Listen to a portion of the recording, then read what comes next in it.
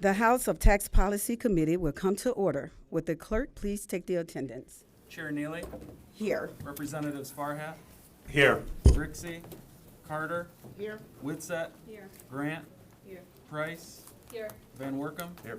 Markkinen, Here. Outman, Here. Tisdale, Here. Hoadley. Here. Madam Chair, you have a quorum. Thank you. Vice Chair Farhat makes a motion to adopt minutes from the September 13, 2023 meeting. Without any objections, the minutes are adopted. Today, we have quite a few people would like to speak to the land vault tax bill. We are at limited time, so we're going to give you like 2 minutes to speak. And if you go over those 2 minutes, we'll probably ask you to take your seat. We're trying to make sure we get everybody an opportunity to speak. So if you please respect our time and try to say what you need to say in those 2 minutes, we appreciate it. The first person that we're asking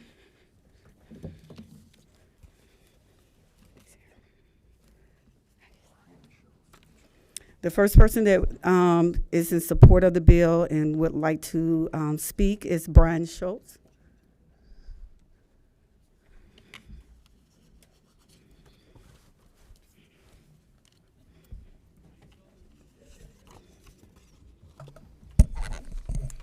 Well, good afternoon, Madam Chair and members of the House Tax Policy Committee. Thank you for giving me the opportunity.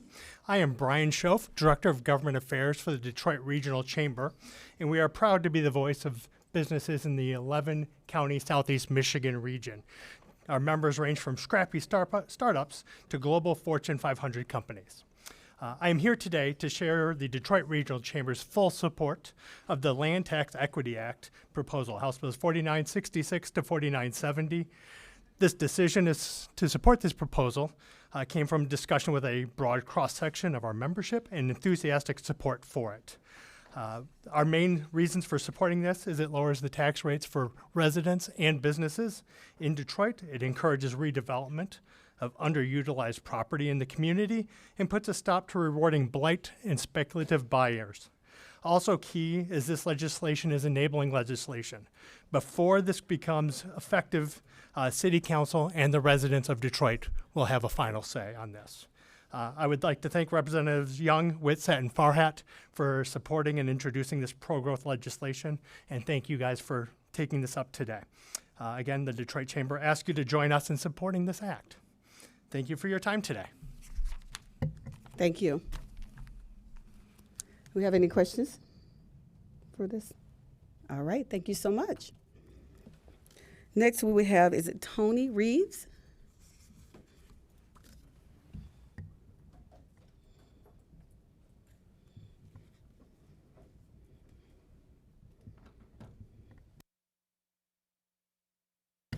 Can you hit the red button there for me? Thank you.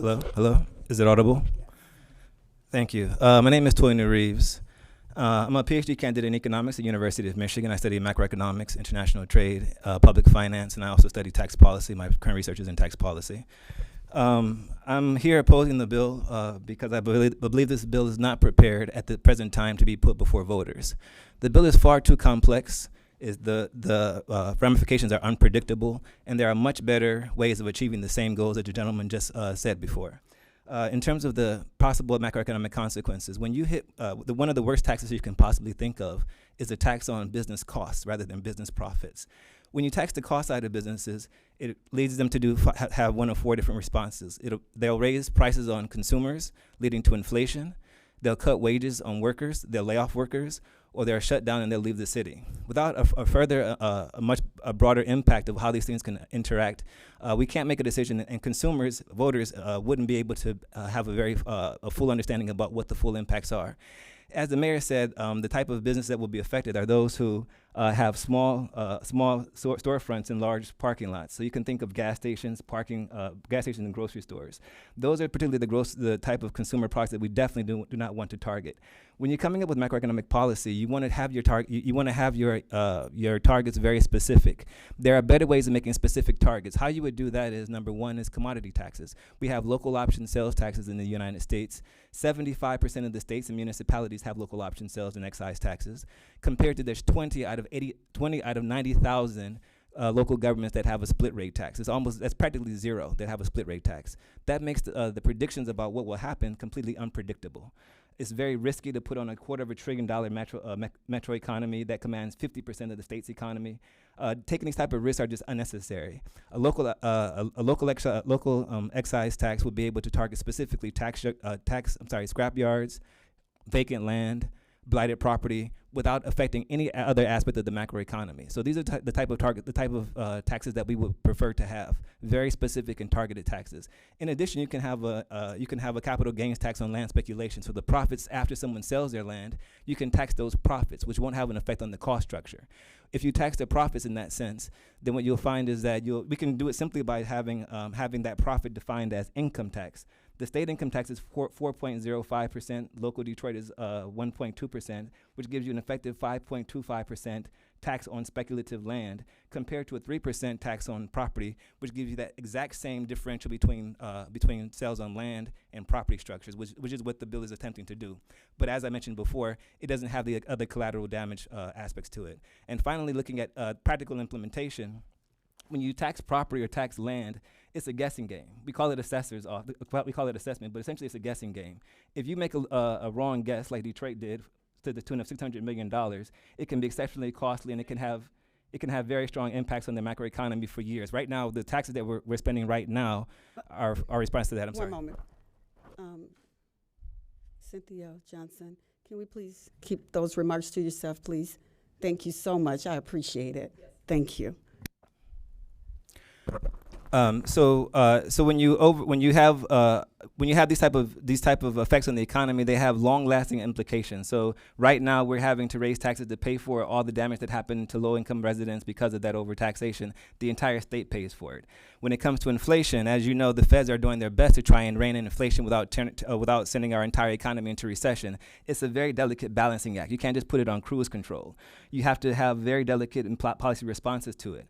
And so when we have these policies, if you're not able to have these policy responses, particularly at the state level and local level, we cannot raise the interest rates on bonds like the feds can. We have no mechanism for trying to control inflation or to control unemployment. So again, this type of a risk I think is completely unnecessary. I think it would be, in all due respect, it will be irresponsible to put this question before voters in its present form.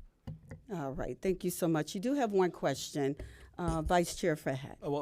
Thank you, Chair. And it's more of a commentary. So I appreciate the points you've communicated, and I wanted to make sure I provided you with some context as a sponsor of the bills. You mentioned grocery stores and individuals like them, which offer a service to the community. Any entity that's required to have parking by ordinance, that parking would then be exempt from leading to any increase of assessment. That's a safeguard that we put into this legislation because we understand how important a grocery store is, right? Ultimately, the hope and the intent here is that when you have, you mentioned capital gains, you're seeing these land speculators, and I'm sure you have the first-hand accounts as well, holding to property for years, 10 years, 15 years, 20 years, letting it sit, letting grass get overgrown, or in some cases just turning it into a parking lot, right? The big intent here is to flip the tax burden, from being on your average neighborhood, right? Which is another reason we put another safeguard in here, that any homeowner currently will not see an increase in their homeowners' taxes. There will be no increase in property taxes for any current homeowners, right, under the proposal if it's adopted. And then more than that, I think it's important to emphasize that, if you're a resident, and you're living in the city, you're in some cases, that grocery store you're mentioning, I got to wait for this scrapyard to close down before a grocery store is thinking of opening up in the neighborhood. And that's a problem. In my area, I got 18 scrapyards. 18. I got 2 grocery stores for 40,000 people. It's unattainable. It's not easy for folks to have access to food. And so one of the things we're trying to combat here, and I just want to make sure you have that context, that we've put safeguards for parking. So if parking is required, you're not going to see an increase. It's not going to be an unfunded mandate onto you.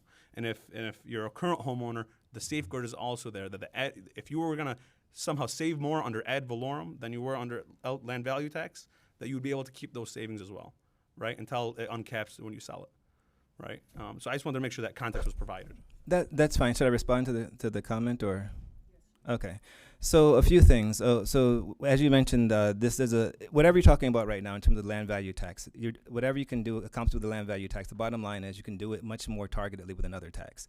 So an excise tax on scrap metal, for example, will target specifically scrap yards without having to affect other aspects of the economy. And as you start off by saying, you said hopes and intents.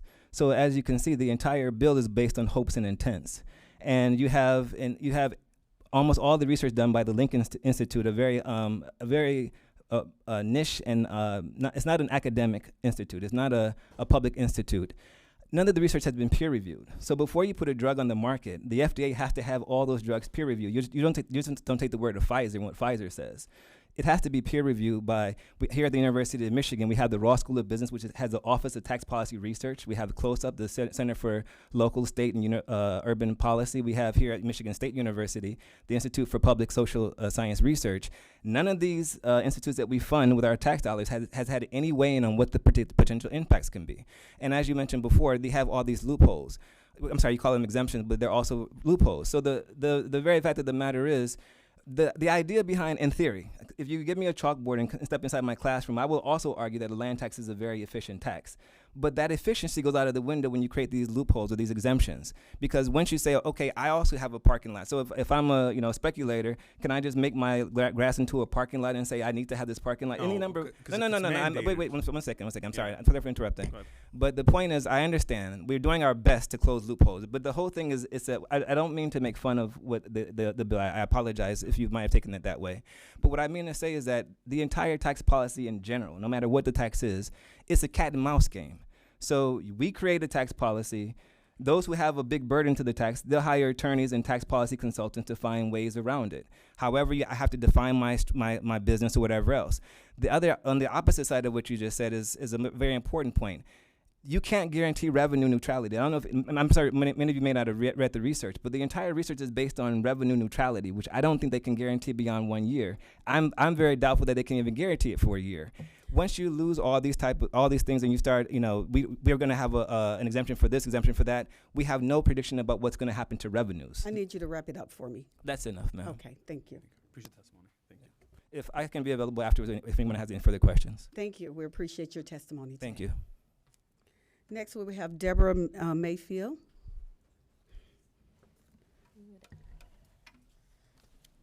Good afternoon, Good afternoon. Madam Chair and members. My name is Deborah Mayfield Gilbo. I am a resident of Detroit, born and raised. I am a homeowner, mother of 3, grandmother of 5, retired from the City of Detroit Law Department as a legal secretary. I'm here with the Detroiters for Tax Justice. I'm here to represent citizens of the City of Detroit that are just so weary with taxes. I want to tell you people that I retired recently this year from the City of Detroit, and I was there 16 and a half years as a legal secretary, but I can hardly pay insurance, car insurance. I can hardly pay the taxes on the house that my parents left me, and it's just we're being overtaxed. And guess what? We don't trust our city government. We don't trust the people that are bringing these type of incentives or policies or bills. We just why the city of Detroit is just this overburdened with taxes. I'm here to represent myself as a child of Almighty God. I'm a minister of the gospel. And the main thing I want to say to you all, remember your vows, remember your oaths. I implore you, as taking oaths and promises that you made before you got in office, that you remember who you really have to give account to. And I have a scripture, Matthew 12:36, every idle word that men shall speak, they shall give an account of in the day of judgment. Fear God, not man.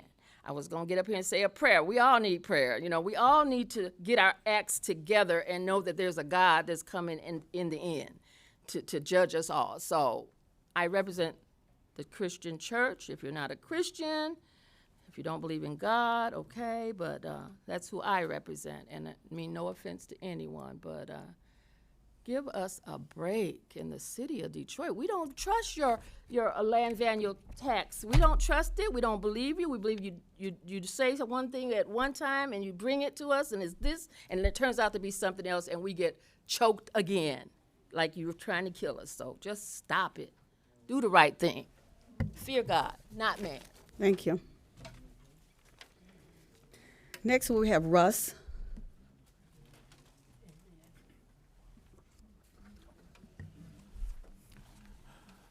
My name is Russ Belan, city retiree, former Detroit Library Commissioner, and 50 years of civic engagement on many issues. I worked in this building for a few years, among that.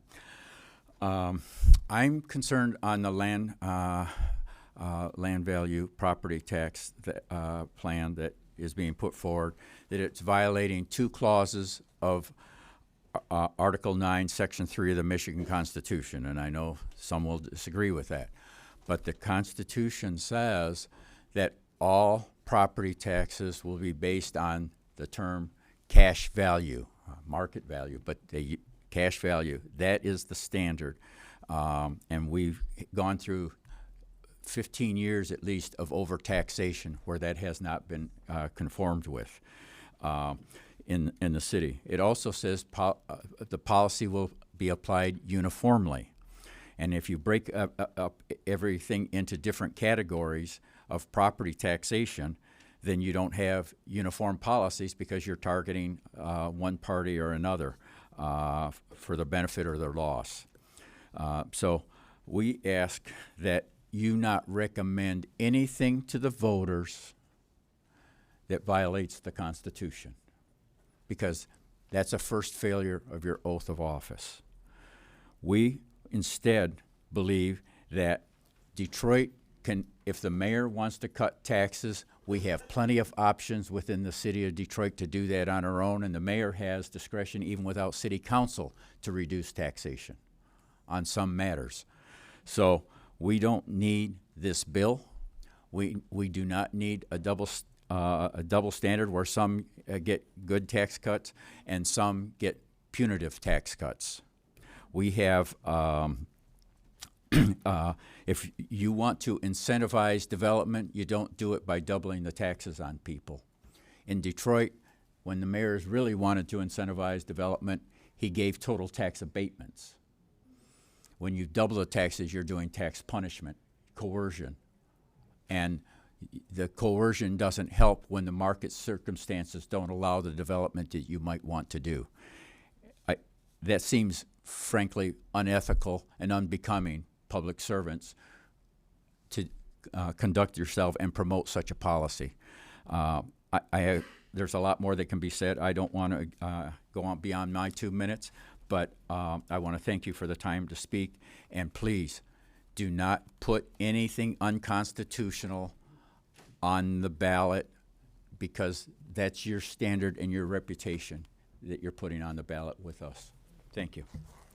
Thank you.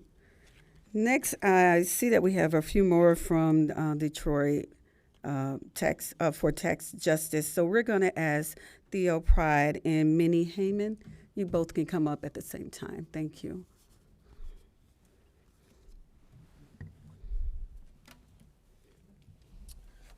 Good afternoon, Theo Pride. I am an organizer with the Detroit People's Platform. I'm also a Detroit resident. I'm here with Detroiters for Tax Justice. I haven't spoken to a lot of billionaires and developers, but I have spoken with my neighbors and I have spoken with community. That's my job. And I will tell you, Detroiters do not want this. And Detroiters don't want this for a few reasons. One, as you just heard, we don't trust the administration. We don't trust the city government to properly and fairly and equitably, right, assess the land. We have already seen overassessments over the last 10 years at the tune of $600 million. And now you hand over more legislative and administrative power, right, to folks who have abused that power. Secondly, the idea that Detroiters will receive a tax break, Detroiters don't believe that either, because if the administration wanted to, give Detroiters a tax break, he would have done it years ago. And also, as you already heard, there are other ways in which to give Detroiters significant cost reductions in terms of taxes. The other thing is there is this assumption that the land value tax will spur economic development. Detroiters don't believe that either.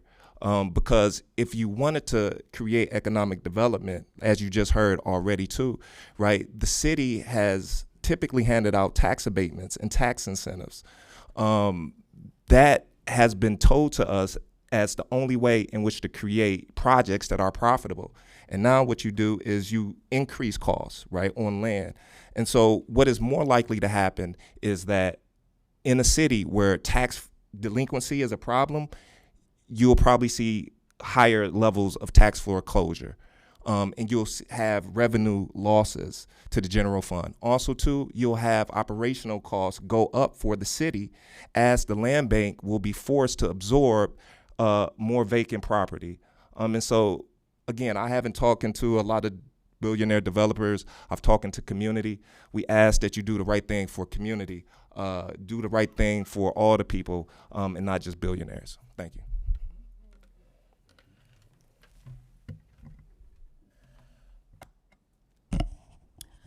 Thank you, August Body.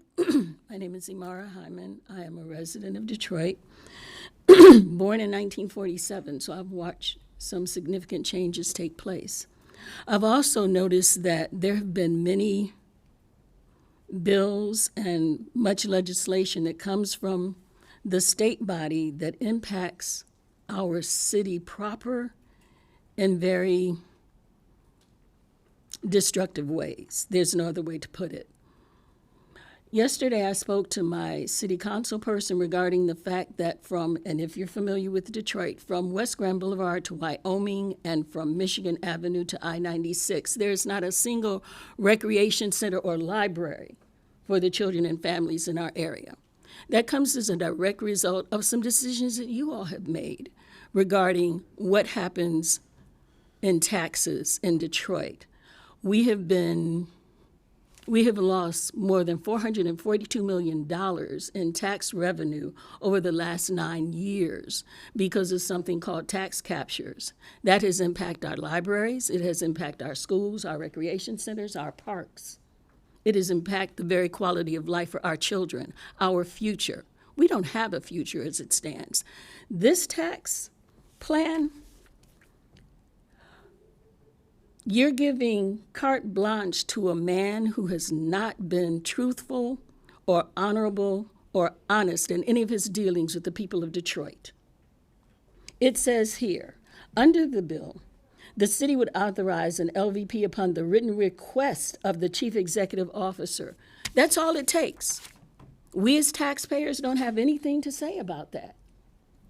This is truly taxation without representation. We watch our tax dollars leave the city of Detroit every single day in the way of non-resident city employees, of contractors who don't live in Detroit. Our tax money is constantly leaving our city. So there's a reason why it's decimated. There's a reason why we have a crime problem. There's a reason why we are upheld as, I don't even want to say it, of Southeastern Michigan. But every single entity comes to Detroit to get our tax money. And I'm just upset that you would give this mayor the opportunity to decide at his discretion who's going to get taxed, how much, how long, with no input from the people of the city of Detroit. I watch our tax money leave our city every single day. I'm looking at the fact that I have a library 2 blocks from my house that hasn't been open in 3 years. Why? Because there's not enough money to pay for the repairs of that library. Why? Because $23 million over 9 years has been taken from our library system. It's like we're an undeveloped country. You know, you come in for the raw goods and you leave. And the people are left in despair without nothing. So I'm saying no to this. I'm saying no to this. Do not give this man this kind of discretion. If he wants this, then come to the people of Detroit and let us vote on this. If you want this, if he wants to lower our taxes, then give up the NEZ zones. If you want to lower our taxes, then stop letting downtown Detroit keep the sales tax that are generated in that area. I'm going to have to ask you to wrap it up for me, please. No problem. When the 2 minutes is up, the 2 minutes are up. But thank you for listening to me. Thank you. Next, we will have Patricia, who opposes of the bill. What is that last name? What is that? Is it Courtray? Okay, sorry about that. It's okay.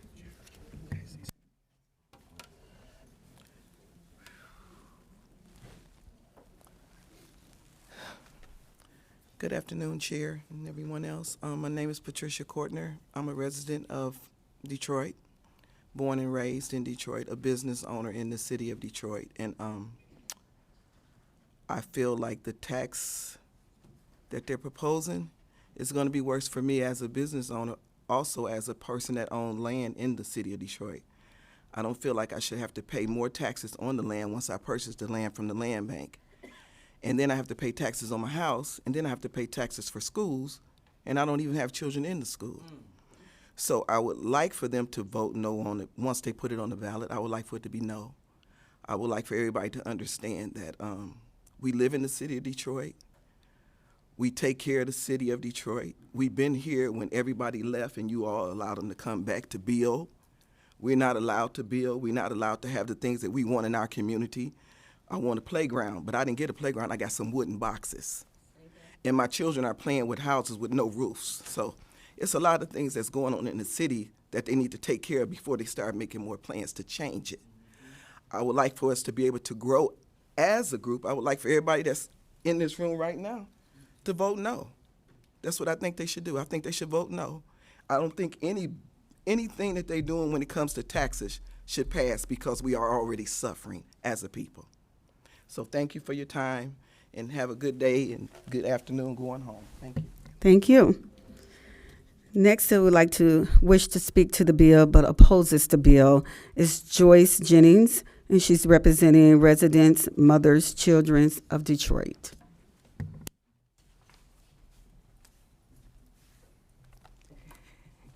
Good afternoon, Chair and Body. Again, my name is Joyce Erling Jennings. In 1999, I came up to Lansing with my mother, my grandmother, my oldest daughter, who then was 5 years old, and my second oldest daughter, who was 5 months old. Today, I'm a mother of 4 daughters. And we were coming to oppose the takeover of Detroit Public Schools as a result of the millage that we had passed that would have provided new schools in the city of Detroit. The current mayor of Detroit was one of the main opposers to black folk in the city of Detroit passing a millage that would fund new schools to support the education of our children. And at the time that our school district was taken over by the state as a way to access those funds, Detroit Public Schools ranked in the top 10 public schools in the United States of America. My uncle, Darrell Redmond, was the president of the school board at that time. So as it relates to the politics of the city of Detroit when it comes to the state of Michigan, I've known about it. My uncle worked for the McNamara administration with Mike Duggan. My dad, my father, all of my uncles, both my grandfathers, are pastors. So anytime an elected official has wanted to come and receive any type of endorsement or any votes, politicians have always come to our churches. And it is my hope that as each of you that sit here and represent your local communities, and you consider the proposal that is before you on today, that you think about how you would like this type of proposal implemented in your city and in your community. As one of the previous presenters or commenters stated, we have been experiencing taxation without representation. When I receive my property tax bill, I'm still receiving and assessed property taxes for school millages that no longer exist, schools that are closed in my neighborhood. My youngest daughter attends Cass Technical High School. Every school along the Van Dyke corridor on the east side of Detroit has been closed. Every parent has to drive their children out of our immediate neighborhood in order to get their children to school. We're assessed for libraries and recreational centers that have been closed in the city of Detroit. My family home was in Indian Village. And I remember I graduated early from high school, and there was a community meeting that took place about blocking off Indian Village on Seminole, Iroquois, and Burns in the city of Detroit because they were trying to reduce crime. And I'm going to have to ask you to kind of wrap it up for us. Okay, I'd be happy to wrap it up. Thank you so much. When we look at opportunities to help strengthen our community, overtaxing individuals is never the way. We have so many opportunities to bring business to the city of Detroit from ideas of residents that are already there. That is one way to strengthen the city of Detroit. But to over-assess us more when we already are receiving reduced services in the city of Detroit, that is unfair. So I just thank you for this opportunity to present on today. And I would compare this proposal to the COVID-19 vaccination. They forced it on the people without testing it out or having any proven data that it would work, and this legislation is comparable to that. Take care. Thank you. Next, we have Joyce Harris, who opposes the bill but wished to speak.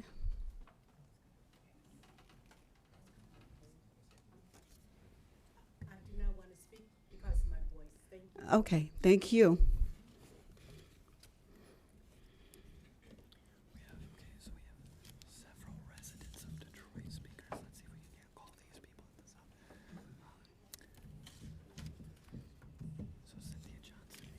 We're good.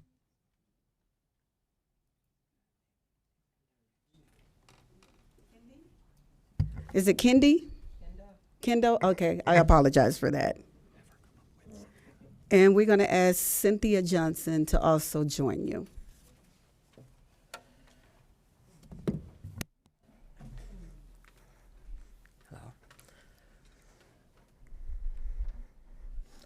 First, I would like to thank this tax committee for allowing me to speak and my representatives from Detroit as well.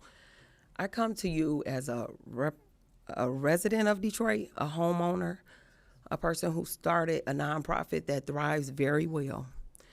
And so when I think about any tax bill that you bring to the city of Detroit, I want you guys to make sure you're thinking about taxing your area as well, because the tax bill needs to be for the entire state.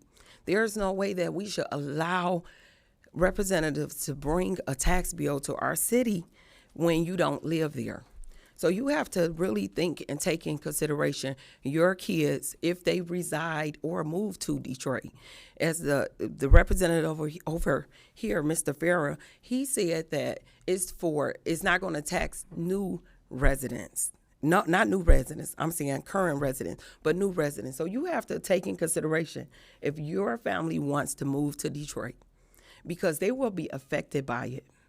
Because you should not make changes to where our residents live, and if it's not going to affect you, don't even vote on it. And so I'm just asking for you guys to make a decision that's going to affect your area as well. So if you do not want this to happen to your area, that means you need to vote no. We don't even want our residents to vote on this. So it shouldn't go to our legislative office in Detroit, because we do not trust our legislative office. And so if you want us to make sure we're making things accountable, we're coming to you to make sure you vote no. Thank you. Good afternoon, everyone. I am former State Representative Cynthia A. Johnson. Thank you, Madam Chair and members of this honorable body. I am a resounding no. If I was up there, I would be saying no.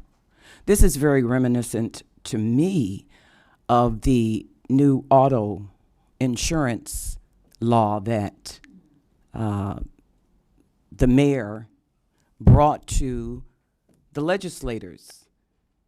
And many of us had no chance to even read the legislation. We just went along. You see someone in power like the mayor, or even you legislators, people give us more credit than we really deserve. They take our words. We, you as legislators, I feel for you on this one. I know some of you have talked with the mayor. I understand, I know exactly what's going on. But I'll tell you this, as a mother, and I'm 65, I was born in 58. As a mother, I used to have my son take him to the nursery school, right? And I had no idea why my son was like pulling back every time I would drive to the nursery school. He finally told me, Mommy, this person was slapping me in my face as a child. He couldn't do anything about it. I still let him go. But I felt bad about it. I say that to you to say this. You are like our mothers and fathers representatives. You took an oath. You promised you would protect the citizens. That's what you promised. And if you go with this and not deal with the $600 million that the city of Detroit owes us now, who have been telling us that they're not going to pay us. This is almost like reparations. You owe us something, and you're not going to pay us, even though you know you owe it. Now you come to a legislature, and you say to them, I want you to take up these bills. And because it comes from this person who did not live in the city of Detroit, I have lived here all of my life. These people behind me, most of them have lived here all of their lives. And we're asking you to take a pause on this. It should not be on the ballot. Why? Because there are millions and millions and millions of dollars to create a narrative that this is a good thing. And of course, the voters, they don't know any better. You guys should know better. Ms. Johnson, can I have you wrap it up for me, please? I will. Thank you. And with that, you better remember, I want you to remember, if this was not, if you don't want it, please don't vote for it. I remember I told some of you not to vote on that auto insurance bill, but you did it anyway. And now I'm going to say this one thing and I'm going to wrap it up. I want to take the time to give a moment of silence for Brian Woodward. Brian Woodward died July 31st, 2023 at 6:30 a.m., 3 hours before the Supreme Court ruling. He was born in 1956. Accident happened in 84. He died on the mayor's watch. The mayor is the one who introduced the insurance legislation, just like he's introducing this tax legislation. Thank you, Ms. Johnson. Next, we have that would like to speak to the bill, and they are neutral on the bill, is Santana Hill.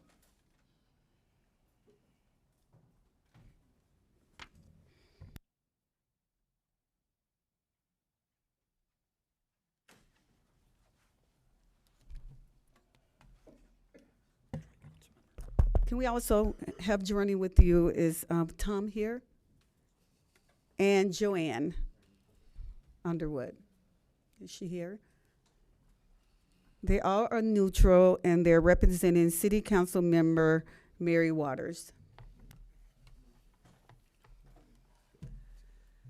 Good afternoon, Honorable Tax Policy Committee members and Chair. With regard to HB 4966 and its companion bills, this LVT legislation is being proffered as revenue neutral and a savings for homeowners. But what's missing from this discussion are large developers and tax abatements. Tax abatements are a contentious subject in Detroit, and citizens feel the sting of increased taxes while large developers receive help, and the city endures delayed realization of revenues. All too often, those abatements are attached to properties that regular Detroiters could never afford to live in. With that in mind, Councilmember Waters poses two issues for the committee's consideration.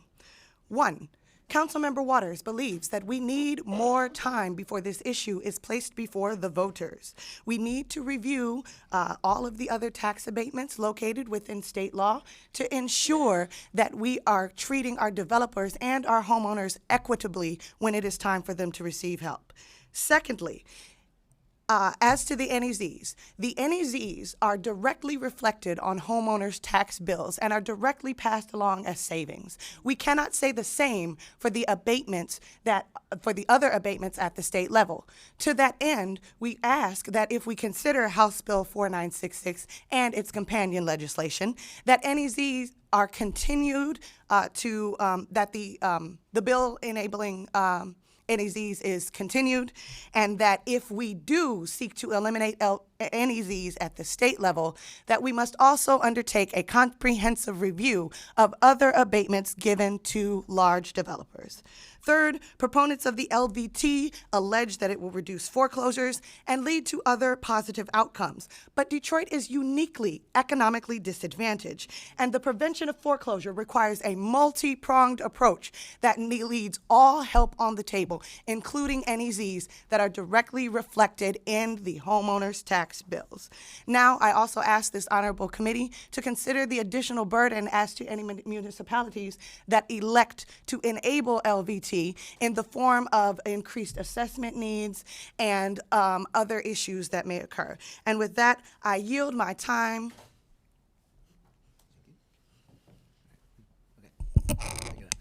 Thank you very much, Honorable Committee.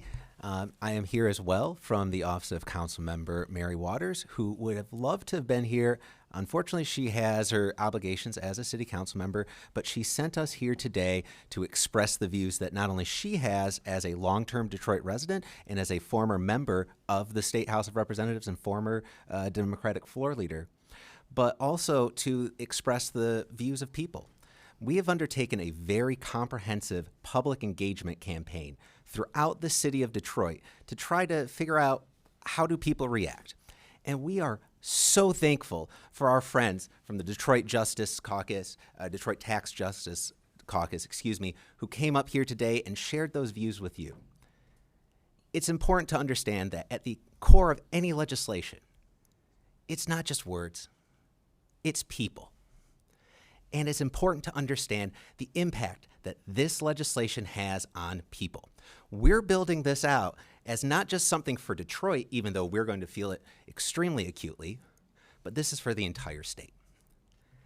Unfortunately, some people have gone through and put a false sense of urgency that this must be done right now. No. We believe that the only way that we can build a tax structure that is going to be equitable and effective is if we engage the people who are affected. Therefore, we encourage this body to deliberate.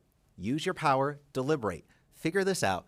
Come down to Detroit. We're happy to host you. We are doing a number of community engagement events. Love to invite you out. Love to help facilitate more folks coming up here and from throughout the state. At the end of the day, we want to make sure that what comes out of this committee is as effective as possible and it reflects the views and wills of the voters. Thank you very much. Thank you to this committee. My name is Joanna Underwood, representing the Office of Councilwoman Mary Waters. I just want to state for the records and bring out some points. When we talk about land speculators, the City of Detroit Land Bank currently has over 80,000 parcels inside their inventory. They are the largest landholders in the City of Detroit. I also want to bring to your attention that the PR, which is the primary residence, is very crucial for this legislation that's being proposed. It states that the people who have primary residence exemptions will get this property tax decrease. However, the city assessors only said only 50% of our homeowners actually have those filed. So the administration has not presented a plan to secure all homeowners in the city of Detroit. With this proposed legislation, if it goes through, they will be affected. The city of Detroit has experienced over 100,000 foreclosures in the city of Detroit in the last 20 years. Majority of those homes was overassessed through an overassessment of property taxes. The city assessor has reassured that he's working with his team to fix the problem. The mayor and administration has made efforts to do so, but we are still experiencing overassessments of property taxes. And so therefore, any kind of land valuation assessment must be really sincerely looked at, because we do not want to repeat and cause more damage and more harm to homeowners that we are currently, in most of them, are currently facing trouble with delinquent taxes. Also, the community impact is unknown. We don't know. We do not know. The question has been submitted. We have not received the answer. We are doing our best to do community engagement. We have invited the administration to participate in these discussions, and our answers have not been answered entirely and in full. And lastly, I just want to state for the record that every member up here has been elected. Y'all serve your communities, and I hope that y'all serve them very well. Please don't look at this as just another Detroit thing. This is an everybody thing. This is an every people bill. Everybody in the state of Michigan will be affected by the land value tax if they choose to opt in it. So when you make the decision and you have the power to do so, please consider your district and your constituents as well, and that every Detroit and Michigan resident deserve to have fair assessment of taxes and fair representation, and you have a duty to do so. Thank you very much. Thank you. We thank you all for your testimonies this morning. Now, Representative Woodsett offers a substitute H1 for House Bill 4966. Would you like to speak to your substitute? Thank you, Madam Chair. This substitute would amend the definition of qualified city, permitting only cities with a population greater than 500,000 to be eligible to propose a ballot measure for a land value tax.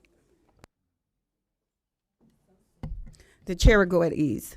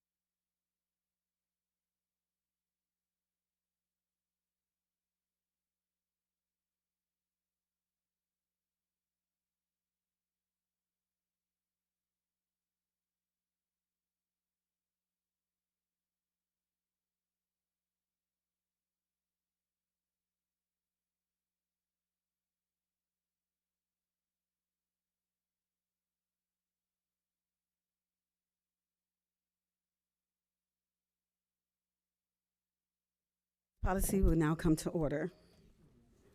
The question before the committee is to adopt H1 substitute for House Bill 4966. Would the speaker please call the roll?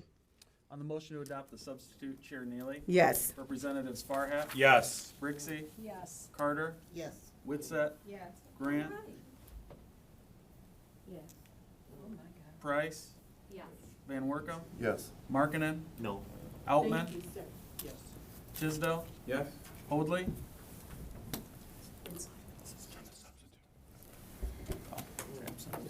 Madam Chair. Good enough for Detroit, right?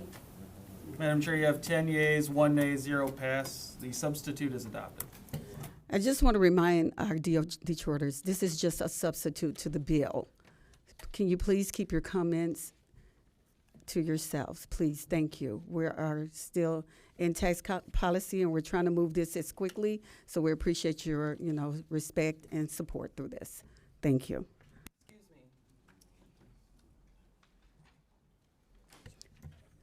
We overlooked someone who wanted to speak on the bill. We're going to come and allow you to do just 2 minutes. Dave Palmer, please.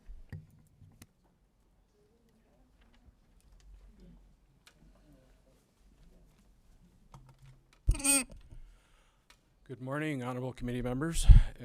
Madam Chair, thank you for pulling my card and having me come up. I stand here today, or sit here today rather, as a resident of the city of Detroit. I'm a homeowner, I'm a small business owner, I have a real estate broker's license, and I work with nonprofits and philanthropies in Detroit focused on workforce development, economic development, and real estate work. I also serve as a member of the City Council's Equitable Development Task Force. I'm here on behalf of Councilmember Johnson and Councilmember Santiago Romero. I provided copies of a letter to this committee to the clerk when I came in. I stand here neutral, leaning towards opposed personally, but neutral on behalf of the committee. We've provided you 4 pages of observations and questions about this proposal. I would reflect previous speakers' comments regarding the methodology that was used to pass the auto insurance reform, and that playbook is being copied and pasted and utilized here, and I think with long-term negative effect. Some of the questions that we have is, this is the first legislature in 40 years that has an opportunity to think about tax policy in this state from a slightly different perspective than previous legislatures.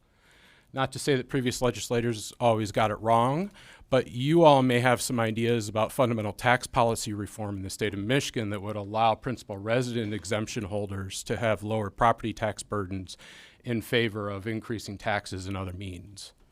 Thinking about alternatives, could be a capital gains tax implemented on the sale of land.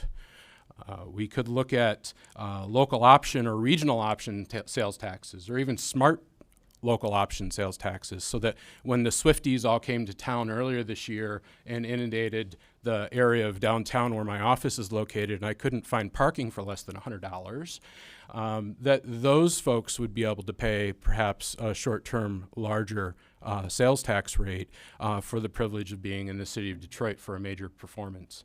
We have the NFL draft coming next year, and hundreds of thousands of people will be coming to the city of Detroit to go through the annual ritual of drafting players for NFL teams. And right now we have no way to capture that other than through the Convention and Visitors Bureau, who has a special tax capture carve out for hotel rooms and rental cars. That doesn't extend to help lower the property tax burden for Detroiters. It supports the good work of the Convention and Visitors Bureau. We also have an opportunity to consider that this is a pretty radical change to tax policy in the state. I would argue the most radical change to tax policy since we passed Proposal A in the early 1990s. For this to be run through the legislature in the way that I've heard your colleagues ask me questions about what the heck is this and what are we doing, seems entirely inappropriate when you have not only the chance to reset the table on the way tax policy conversations can be had in the state of Michigan, but also pause and think that, per previous comment, that this is largely stood up by a research institute on a non-peer-reviewed paper. I have a master's in public administration. I'm a social science researcher and do that work for nonprofits and philanthropy because these are complicated things. We're going to have to Sure. have you to wrap it up, So please. wrapping up, I think that there is a really poor history on the part of the administration for running these kinds of operations and getting policy passed. And we would ask you to pause, be reflective, and see if there's an opportunity to have a longer conversation about tax policy reform that benefits property owners. Thank you. Thank you so much. We will now take up testimony for House Bill 4979. Representative Hill. Would you like, is Representative Hill here? Oh, there she is. Oh, and we also need Peter Moran and David Beard to come up with her also. Thank you.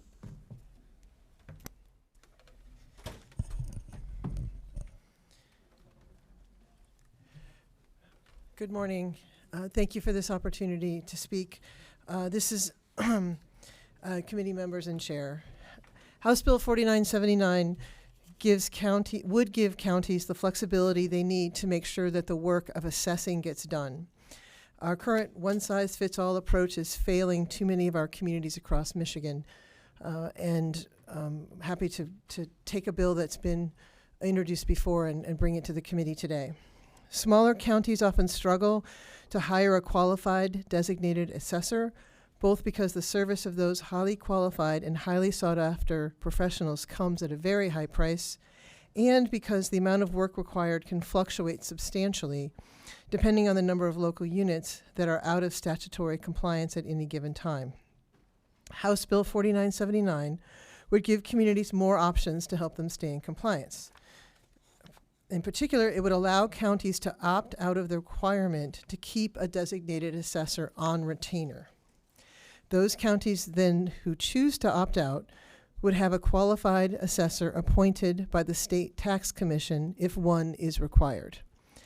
Please let me be clear. This bill would not change anything for those counties that are happy with their designated assessor. It would allow them to continue to carry out their established processes. This bill would create a mechanism for the state to provide support to those counties, such as my small counties in the Upper Peninsula, who are facing difficulties as they try to fill their statutory obligations. Thank you. Thank you, Representative Hill, and thank you, Madam Chair, committee members. Peter Mormon, Legislative Liaison with Department of Treasury. Just quickly, I'll say the department supports the bill, and with me is David Buick, Executive Director of the State Tax Commission and Administrator of our Property Services Bureau. He administrates this program along with others and can provide the background and more rationale. Thanks. Good afternoon, Madam Chair and distinguished members of the Tax Policy Committee. Again, my name is David Buick. I am the Property Services Division Administrator for the Department of Treasury and also serve as the Executive Director for the State Tax Commission. House Bill 4979 is a result of the work with stakeholder groups over the past couple years as the Department and Commission implemented PA 660 of 2018, which has been commonly referred to as assessing reform. PA 660 required every county to appoint a designated assessor who would take over assessing duties in a local unit after failed audits and corrective action plans in that unit. Due to a variety of reasons, there are 9 counties that do not have an approved designated assessor. Instead of the Commission appointing a designated assessor for those 9 counties, which would have to be paid for by those counties, the bill you have before you was developed to allow the Commission to only appoint a designated assessor in those counties where one was required under the Act due to a failed local unit audit. As part of the legislation, we created an opt-in, opt-out choice for those counties that have already appointed a designated assessor, so they could choose to have the Commission appoint a designated assessor if one was required under the Act, or they can continue to appoint their own designated assessor as was originally required in the Act. This legislation fixes the issue of counties that do not have a designated assessor, while allowing those counties that have appointed one the choice of retaining their designated assessor or having one appointed by the Commission if one is ever required. Thank you, and now I'd be happy to answer any questions. Representative Tinsdale. Thank you, Chair. What's the cost to the affected counties should they opt in? It varies. There are some counties that are paying $10,000, $12,000 retainer fees for the designated assessor just to be on standby. Then the counties that we're looking at that the Commission would have to appoint would be much more expensive than that. How much more? I don't have a ballpark. We can't get anybody to do them right now. Now we have Minority Vice Chair Van Workum. Thank you, Madam Chair. Just for clarification, who is going to be responsible for paying the assessors? Does that then fall on the burden of the state, or does the local then still charge for those services? Is the state reimbursed by the locals? If a designated assessor is required, the local unit would be responsible for paying for the designated assessor. That's the way PA 660 is set up now. This was just only put a designated assessor in place if one was required. There wouldn't be one on standby. But the locals would then have to be. Okay. Thank you.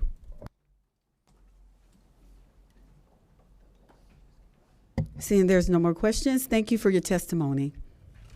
The chair will go at ease.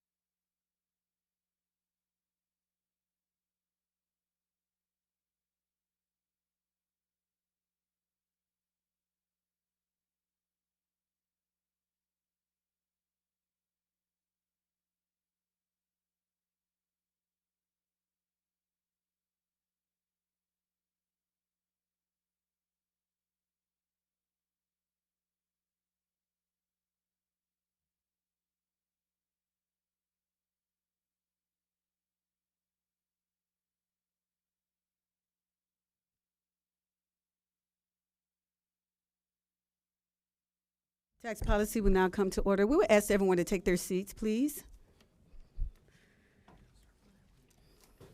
Thank you so much.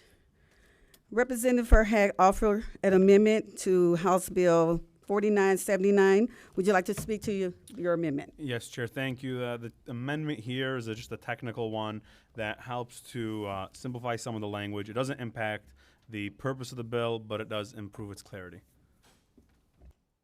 Thank you. The question before the committee is to adopt the amendment to House Bill 4979. Would the clerk please take the roll call? On the motion to adopt the amendment, Chair Neely? Yes. Representatives Farhat? Yes. Rixey? Yes. Carter? Yes. Witset? Yes. Grant? Yes. Price? Yes. Van Workum? Yes. Markkinen? Yes. Outman? Yes. Tisdale? Yes. Hoadley? Yes. Madam Chair, you have 12 yeas, 0 nays, 0 pass. The amendment is adopted. Thank you. Representative Farhat makes a motion to report out HB 479 as amended as substitute. Would the clerk please take the roll? On the motion to report HB 4979, Chair Neely? Yes. Representatives Farhat? Yes. Rixey? Yes. Carter? Yes. Witset? Yes. Grant? Yes. Price? Yes. Van Workum? Pass. Markkinen? Pass. Outman? Pass. Tisdale? Pass. Hoadley? Pass. Madam Chair, you have 7 yeas, 0 nays, and 5 pass. HB 4979 supports recommendation as amended as substituted. Thank you. Now we will take up House Bill 4724, Rep. Price. Rep. Price make a motion to report House Bill 4724 as amendment as a substitute. Mr. Clerk, please call the vote. On the motion to report, Chair Neely? Yes. Representatives Farhat? Yes. Rixey? Yes. Carter? Yes. Witset? Yes. Grant? Yes. Price? Yes. Van Workum? Pass. Markkinen? Pass. Outman? Pass. Tisdale? Pass. Hoadley? Pass. Madam Chair, you have 7 yeas, 0 nays, 5 pass. HB 4724 support recommendation as amended as substituted. Thank you. We will now take up House Bill 4979. Oh, just a second. One moment.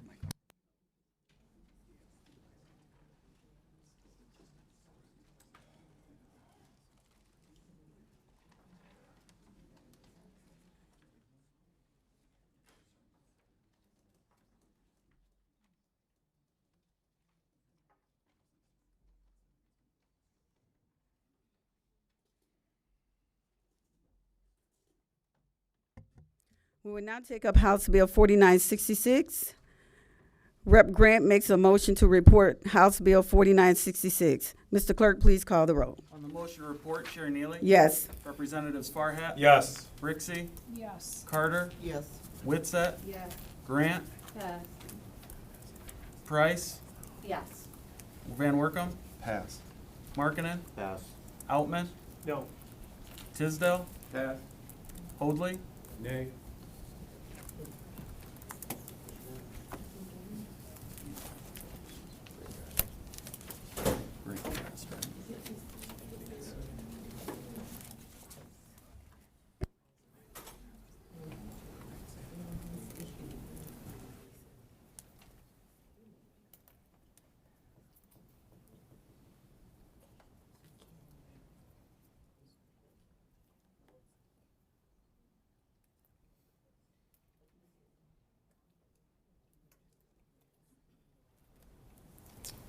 Madam Chair, you have 6 yeas, 2 nay, 4 pass. HB 4966 is not reported with recommendation. The chair will go at ease.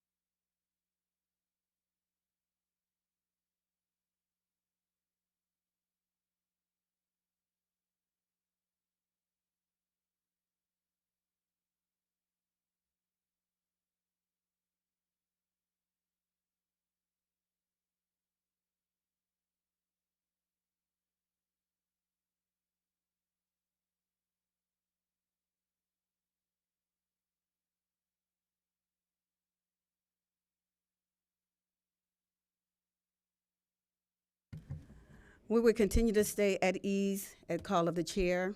Thank you.